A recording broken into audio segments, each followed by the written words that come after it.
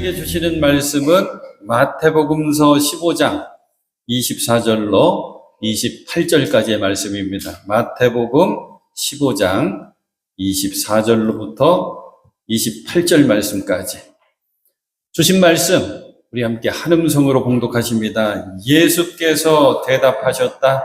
나는 오직 이스라엘 집에 길을 잃은 양들에게 보내심을 받았을 따름이다. 그러나 그 여자는 나와서 예수께 무릎을 꿇고 간청하였다. 주님, 나를 도와주십시오. 예수께서 대답하셨다. 자녀들의 빵을 집어서 개들에게 던져주는 것은 옳지 않다. 그 여자가 말하였다. 주님, 그렇습니다. 그러나 개들도 주인의 상에서 떨어지는 부스러기는 얻어먹습니다. 그제서야 예수께서 그 여자에게 말씀하셨다. 여자여, 참으로 내 믿음이 크다. 내 소원대로 되어라. 바로 그 시각에 그 여자의 딸이 나았다. 아멘. 참 좋으신 주님의 은혜와 또 좋으신 주님의 사랑 그리고 평화가 여러분에게 임하시기를 빕니다. 교회 마당에 감나무의 감들이 빨갛게 익어가고 있습니다. 교회 계단의 국화 화분에도 예쁘게 국화가 꽃망울을 터뜨리고 있죠. 여러분의 신앙도 꽃을 피우고 또 여러분의 신앙도 열매 맺을 수 있기를 소망하고 축복합니다. 우리 주님의 사랑과 비교할 수 있는 사랑은 이 세상에는 없습니다. 하지만 하나님은 당신의 사랑을 알게 하시려고 우리에게 어머니를 주셨다라고 하는 말처럼 어머니의 사랑은 위대합니다. 모성애는 대단해요. 불 속에서 혹은 눈보라 속에서 목숨을 걸고 아기를 품에 안아 구하는 어머니 이야기. 지진 속 무너지는 건물을 버티면서 그 속에서 교통사고로 찌그러진 차 안에서 아이를 품에 안고 살린 어머니 이야기. 자식을 위해서라면 목숨까지 내던지는 어머니의 사랑 참으로 위대하죠. 모성애는 위대합니다. 여기 사랑하는 딸이 귀신에 들려 무서운 질병 가운데 죽게 된 것, 그게 너무 안타까워가지고 예수집을 찾아온 한 어머니가 있습니다. 22절, 다윗의 자손이신 주님, 나를 불쌍히 여겨주십시오. 내 딸이 귀신이 들려 괴로워하고 있습니다. 내 딸이 괴로워하고 있습니다. 이 말씀의 원어 뜻은 목숨까지 위태로운 상황이라고 하는 뜻이거든요. 그래서 절박한 마음으로 예수님께 찾아와서 간청합니다. 불쌍히 여겨달라고 애원합니다. 다윗의 자손이신 주님, 불쌍히 여겨주십시오. 내 딸이 죽게 되었습니다. 이렇게 절박하게 간구하건만 예수님의 반응은 어떻습니까? 예수님은 한 말씀도 하지 않으십니다. 23절, 그러나 예수께서는 한마디도 대답하지 않으셨다. 그때 제자들이 다가와서 예수께 간청하였다. 저 여자가 우리 뒤에서 외치고 있으니 그를 안심시켜서 떠나보내 주십시오. 오히려 예수님은 말씀 안 하고 계신데 오히려 제자들이 예수님께 다가오더니 예수님 귀찮아 죽겠습니다. 시끄러워 죽겠습니다. 정신 사나워 죽겠습니다. 예수님 어떻게 좀 해보세요. 빨리 어떻게 해서 저희 좀 빨리 떠나보내주세요. 제자들 참 못됐죠. 평소 우리가 알고 우리가 본 예수님이라면 이 제자들 나무라셨을 겁니다. 호통치셨을 거예요. 이렇게요. 이 녀석들 그게 도대체 무슨 말이냐. 베드로, 야고보, 요한 너희들 그러면 되냐 안 되냐. 잘 들어줘야지. 잘 돌봐줘야지. 지금까지 너희들은 도대체 뭘 보고 배운 거냐? 이 못된 놈들.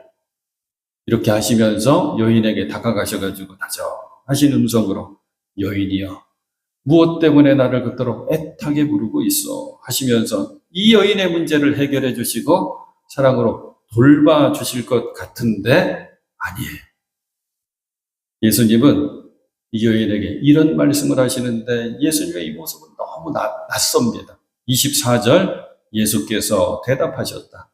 나는 오직 이스라엘 집에 길을 잃은 양들에게 보내심을 받았을 따름이다.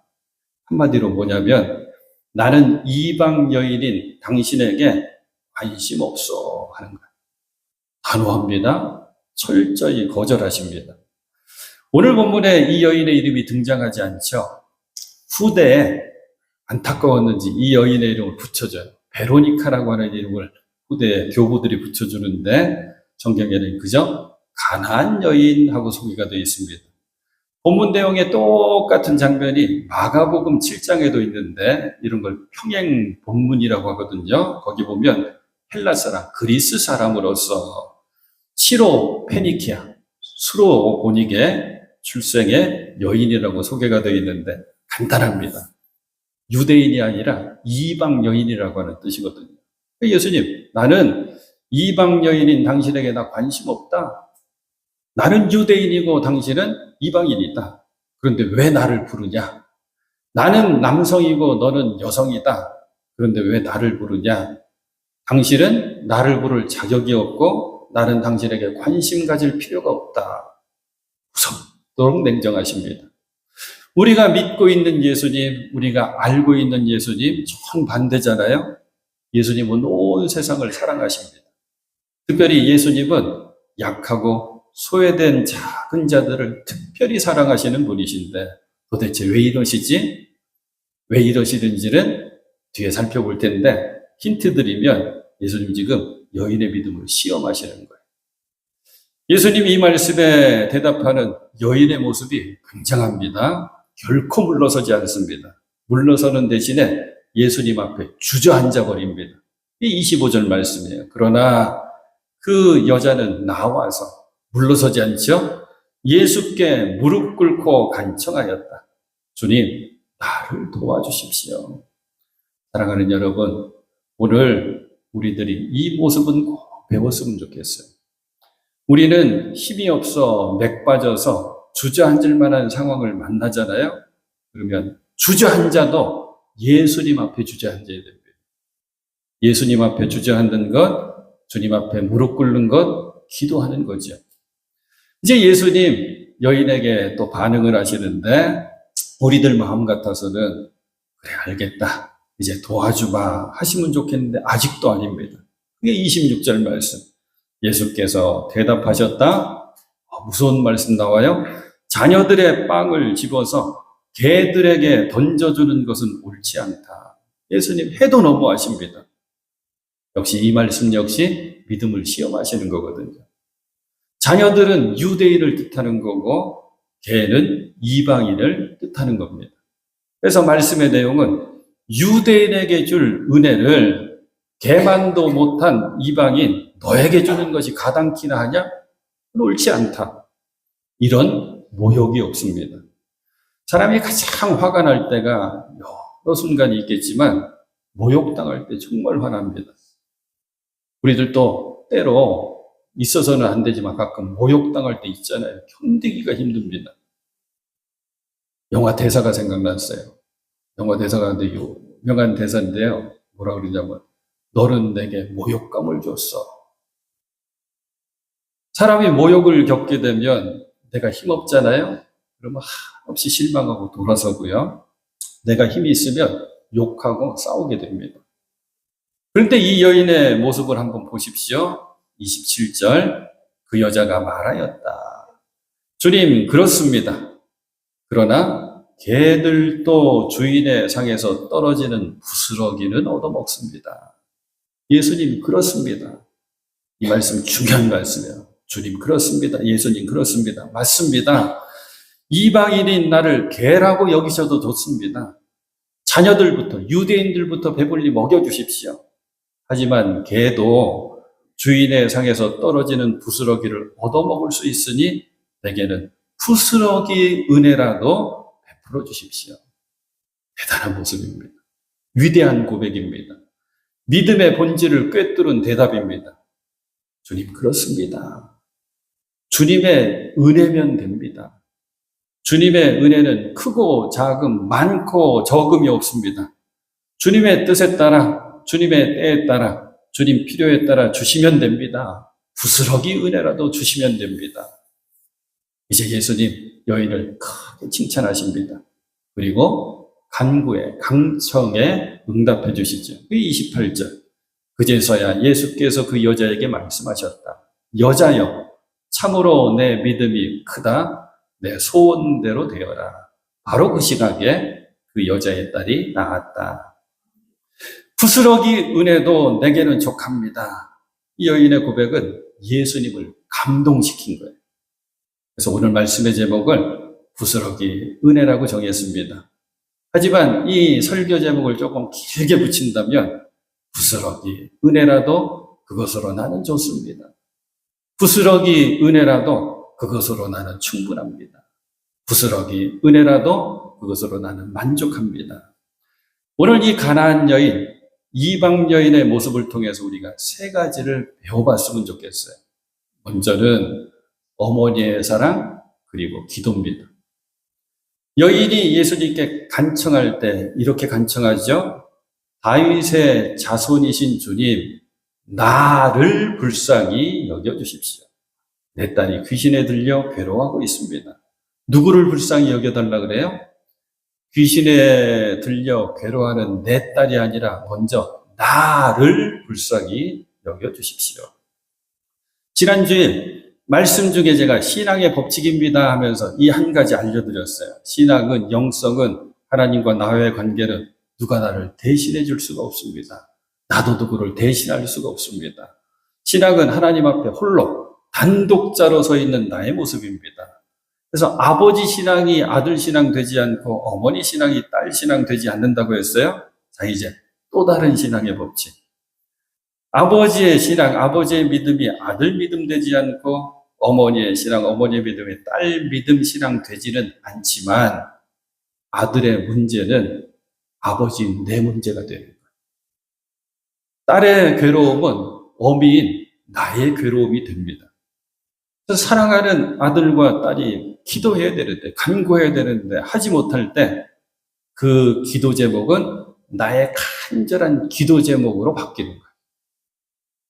이게 바로 위하여 드리는 기도, 위하여 간구하는 중보기도 얘기를 하는 겁니다. 중보기도 제목 많이 품으셔야 됩니다. 자녀들을 위해 기도하십시오. 성도들을 위해 중보하십시오. 여러분들이 사랑하는, 관심하는 세상의 많은 것들을 위해 중보 기도하십시오. 이 말씀 품고 기도했으면 좋겠어요. 마태복음 18장의 말씀, 우리 잘 아는 말씀. 진실로 다시 너희에게 이르노니 너희 중에 두 사람이 땅에서 합심하여 무엇이든지 구하며, 합심 기도가 중보 기도거든요.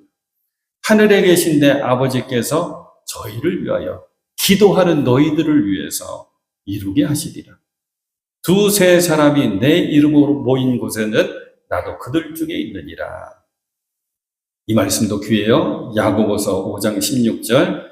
이러므로 너의 죄를 서로 고하며 병 낫기를 위해 서로 기도해라. 서로 중보해라.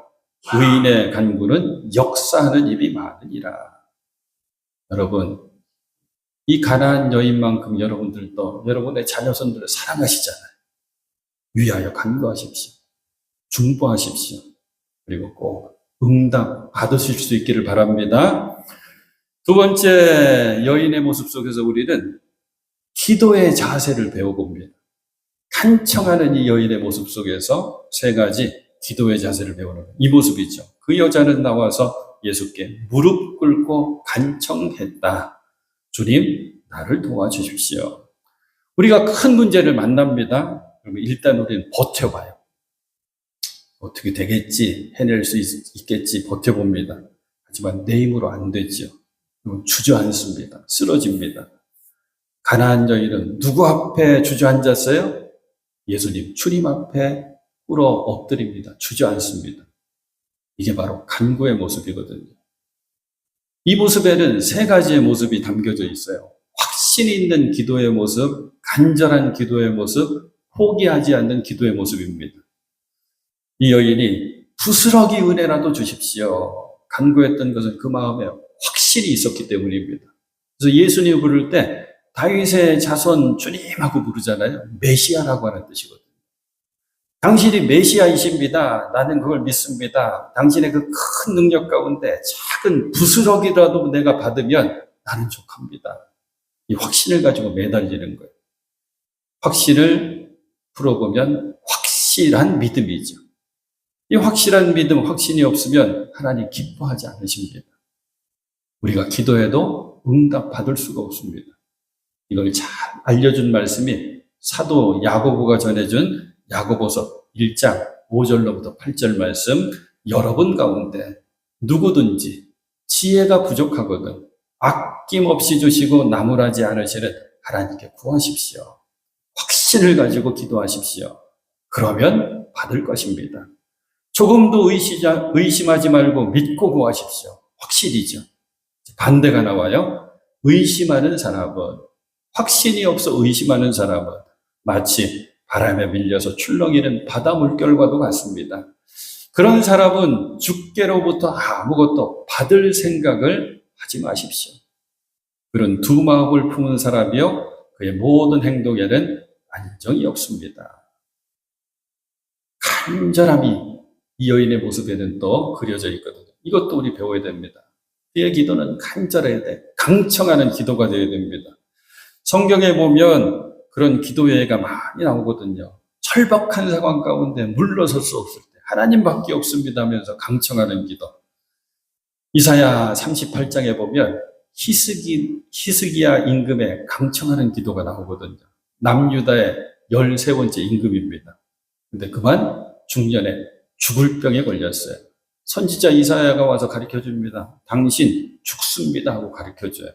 얘기 딱 듣는 순간 히스기야는 얼굴을 벽에 돌리고 세상 안 쳐다본다는 거예요. 사람 안 쳐다보고 벽에 돌리고 통곡하며 기도합니다. 이렇게 기도. 여호와여 구하오니 내가 진실과 전심으로 주 앞에 행하며 주님 보시기에 선하게 행한 것을 기억하옵소서 하면서 통곡하며 기도했다.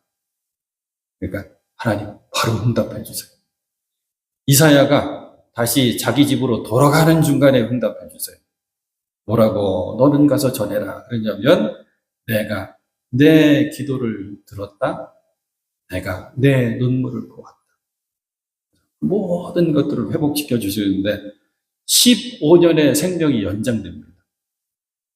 그동안 낳지 못했던 아들 므낫세가 생겨요.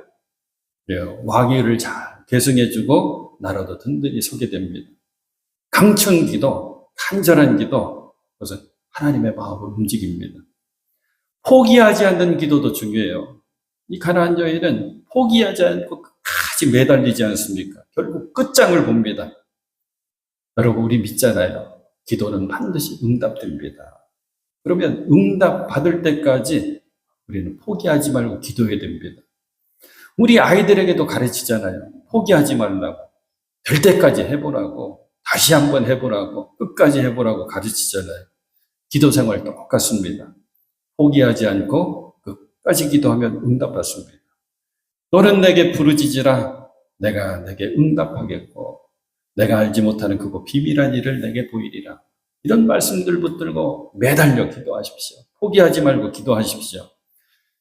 수중의 말씀을 이렇게 묵상하면서 찾은 말씀인데 너무 좋습니다. 시편 63편의 말씀인데 여러분들이 이 말씀을 꼭 기억하고 큰일 만났을 때, 어려운 일 만났을 때 나 포기하지 않고 이 말씀 붙들고 매달려야지 하면서 기도하셨으면 좋겠어요. 시편 63편에는 작은 제목이 다윗이 유다 광야에 있을 때 지은 시. 틀림없이 사울 임금 피해가지고 도망다니다가 지쳐서 쓴 시일 거예요. 1절 이렇습니다. 하나님, 주님은 나의 하나님입니다. 내가 주님을 애타게 찾습니다. 물기 없는 땅, 메마르고 황폐한 땅에서 광야니까. 내 영혼이 주님을 찾아 목이 마르고 내 몸도 주님을 애타게 그리워합니다. 그리고 조금 내려가서 7절 주님께서 나를 도우셨기에 나 이제 주님의 날개 그늘 아래에서 즐거이 노래하렵니다. 이제 8절 이 몸이 주님께 매달립니다. 표현이에요. 이 몸이 주님께 매달립니다. 주님의 오른손이 나를 꼭 붙잡아 주십니다. 포기하지 않고 매달려 기도하고 응답받는 여러분 되실 수 있기를 축복합니다. 이제 마지막 세 번째 우리가 이 여인을 통해서 배워야 될 것. 이 여인의 믿음의 귀한 모습이죠. 약점을 이겨내고 장애물을 뛰어넘는 믿음입니다. 시험을 통과하는 믿음이에요. 가나안 여인의 이 귀하고 멋진 믿음을 꼭 배웠으면 좋겠어요. 예수님 가나안 여인을 2번 테스트 시험하십니다.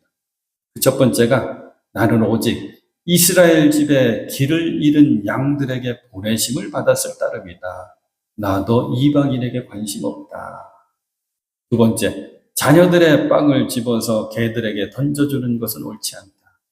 나도 이방인인 당신에게 은혜 베풀지 않을 거야.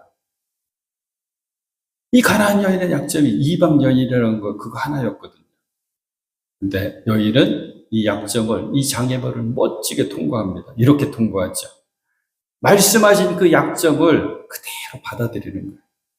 예수님의 말씀을 그대로 인정하는 겁니다. 그게 주님 그렇습니다.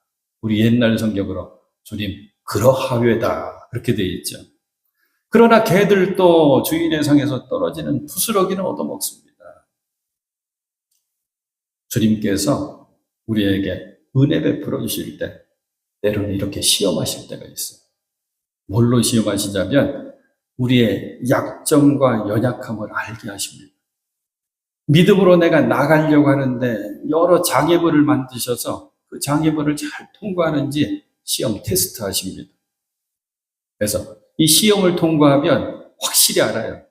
나의 약점이 뭔지, 연약함이 뭔지, 장애물이 뭔지.